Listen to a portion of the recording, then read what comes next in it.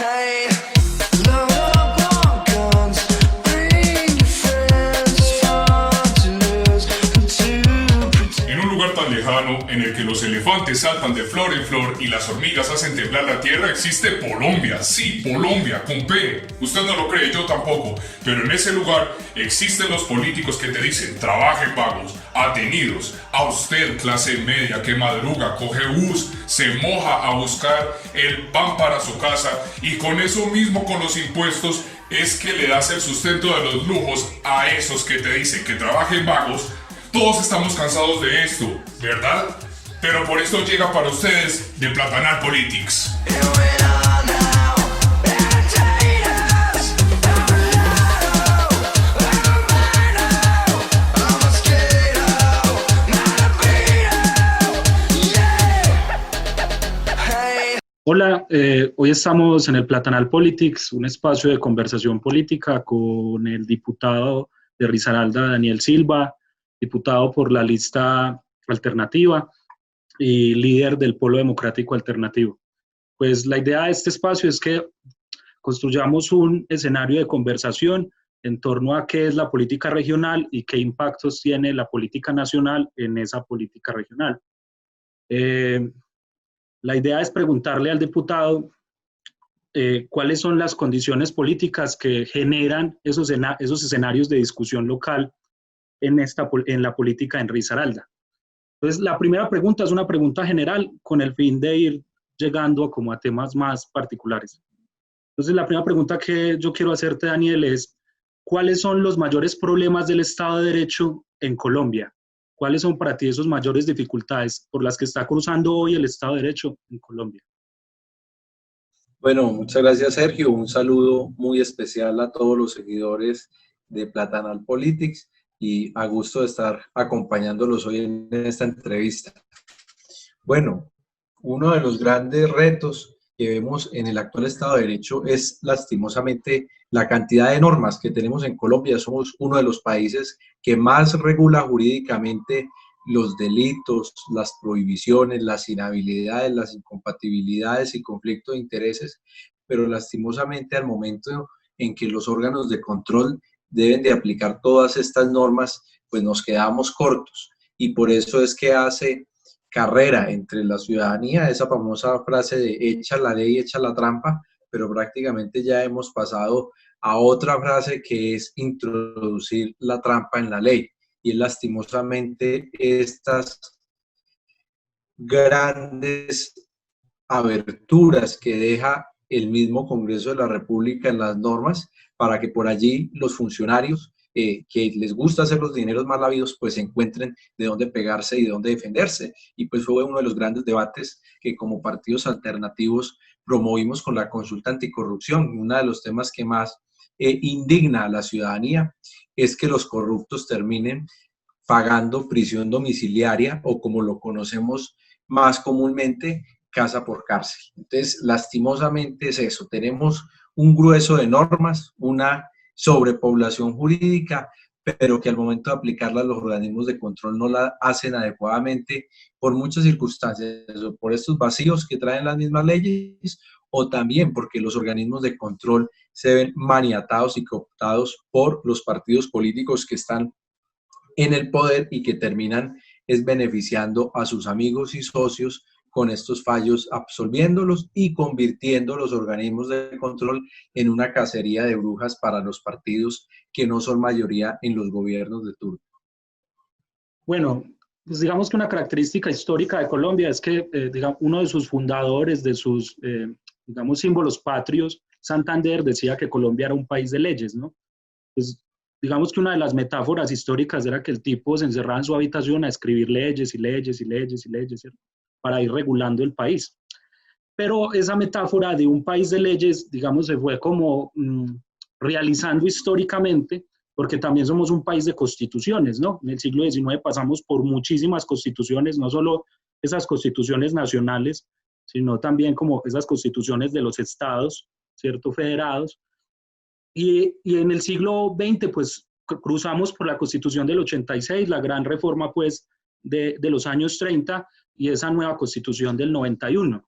Entonces me parece en esa pregunta interesante algo, ¿cuál sería, pues, en un país de leyes, ¿cierto? Como, y de constituciones y de normas y de decretos, ¿cuál es el papel que juegan los abogados? O sea, porque los abogados suelen tener una posición muy importante dentro del Estado colombiano. Es más, en la forma como se estructura históricamente el Estado colombiano, el abogado ha cumplido un papel, digamos, fundacional y estructurador.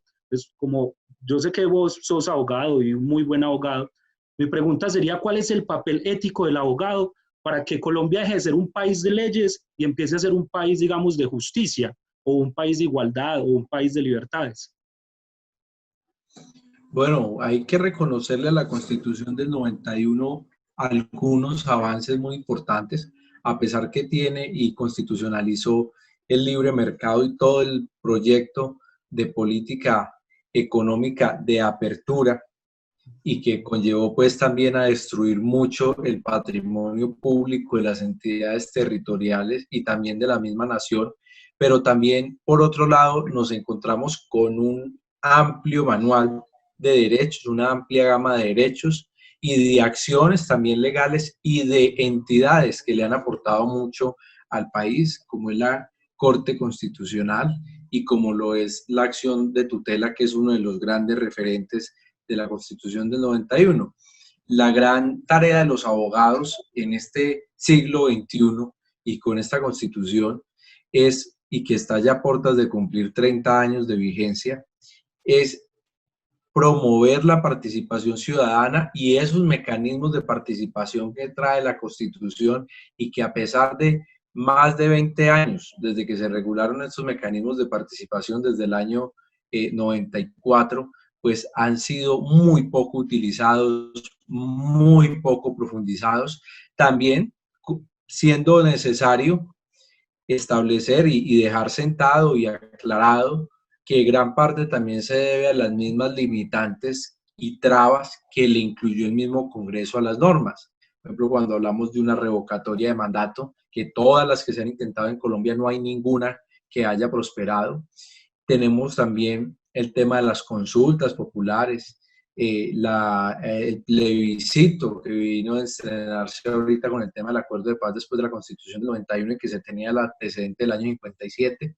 Entonces, lo que necesitamos es más ciudadanía activa o lo que se conoce como la sociedad civil, una sociedad organizada, y ese es el papel de los abogados en este siglo XXI, y es promover esa participación ciudadana, promover las veedurías para que la gente esté más atenta de la inversión de los recursos públicos y que también los abogados nos quitemos esa mala fama que tenemos de bufones, porque muchas veces también esa es la relación que hace la gente con nuestro perfil. Entonces es enseñarle un poco también a la ciudadanía que nosotros tenemos también una tarea social y también nos la embarca las normas que regulan a los abogados y cuando nos investigan los organismos encargados de hacernos control y vigilancia, como es el Consejo Superior de la Judicatura. Pero creo que ese es el gran reto, enseñarle a la gente a utilizar todos estos mecanismos de participación ciudadana y a que haya una sociedad civil ejerciendo veeduría. Bueno, es muy interesante pensar que los abogados cumplirían un papel político y ético, ¿cierto? Articulando la sociedad civil en torno a un buen uso de las leyes, ¿cierto? Para que, digamos, las leyes sí sirvan para acceder a la justicia y no simplemente para que los privilegiados o los poderosos o los burócratas, digamos, se aprovechen de ellas y se enriquezcan o se beneficien a su placer. Pero me parece, siempre que planteo esta primera pregunta, eso es una pregunta que muchas veces planteé en mis clases de Constitución Política, y es que para la izquierda colombiana o para los partidos alternativos o aquellos que no hacemos una política tradicional, la Constitución del 91 es como un hito, ¿no? Un hito difícil de manejar, porque muchos dicen, bueno, es un gran avance con respecto a la Constitución de 1886, pero parece que no se llega a la práctica de esa Constitución. En ese escenario del uso, digamos, como del uso de esas leyes que están dentro de esa Constitución, ¿cuál sería el papel de la política local? Y voy a intentar como explicarlo, como centrar la pregunta.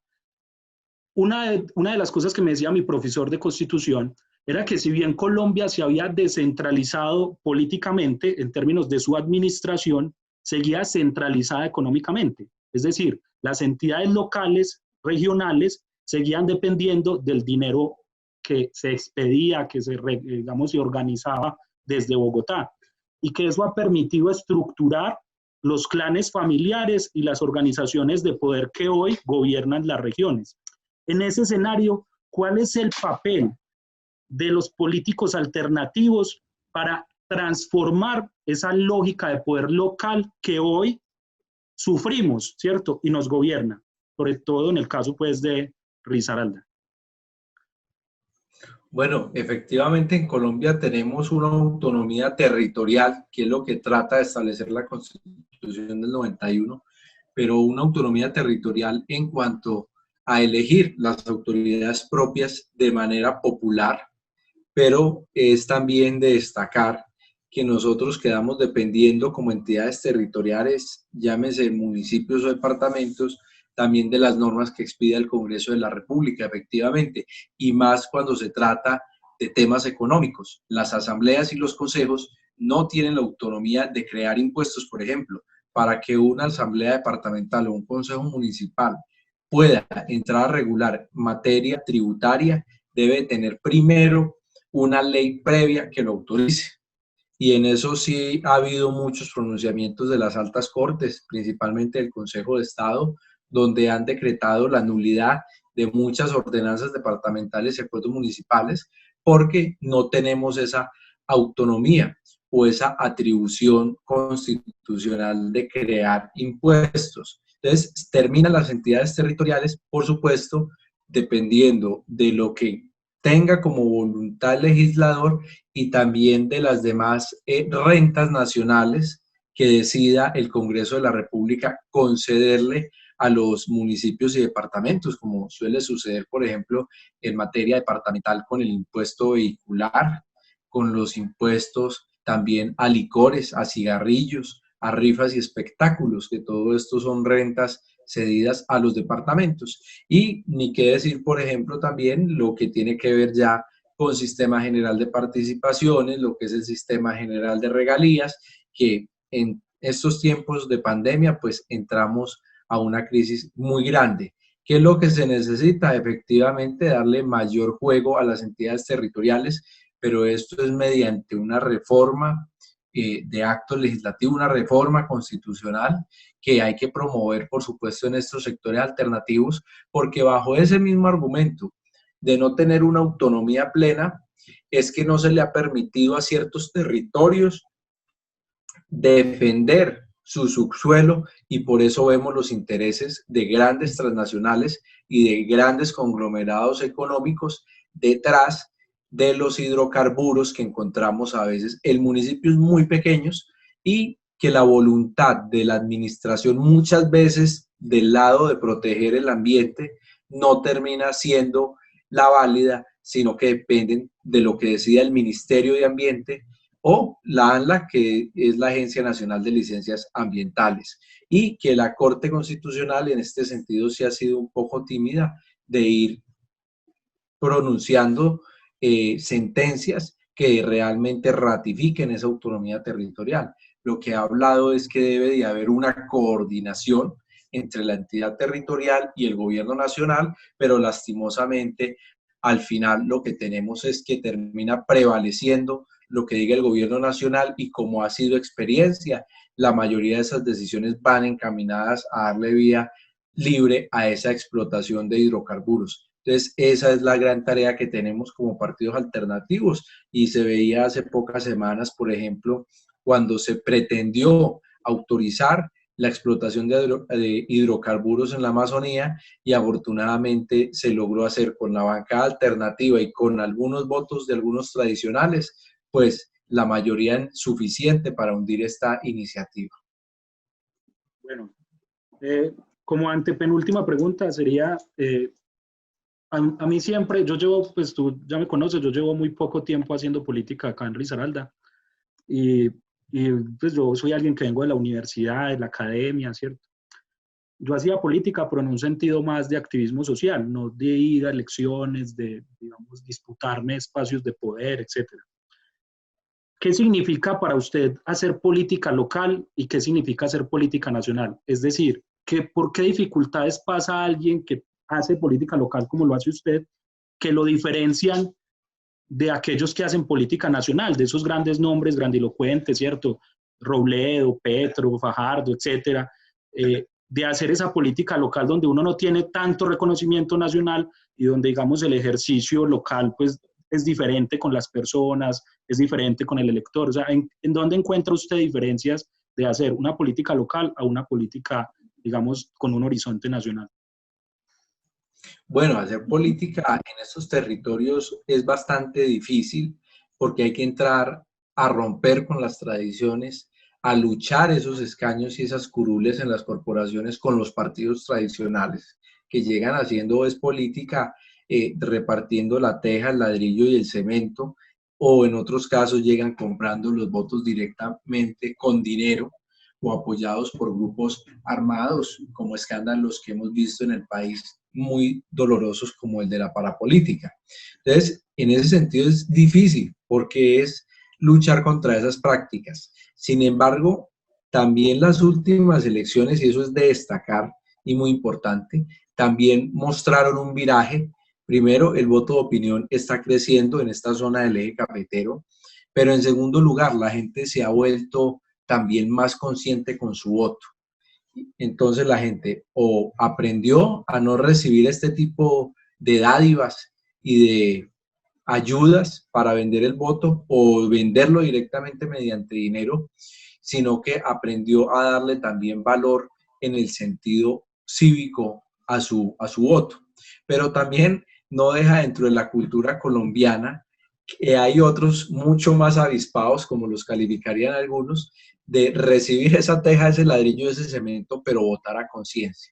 Entonces, lo que viene sucediendo y se demostró en el último año en estas elecciones territoriales es que la gente se ha ido cansando de esas prácticas, de que ya también abusan del politiquero, sacándole esas ayudas, pero no votando por ellos. Pero realmente el ejercicio se vuelve difícil, desventajoso, no jugamos con la misma igualdad de oportunidades, sino que hay una gran desventaja entre los partidos tradicionales y los partidos alternativos para ir a hacer política.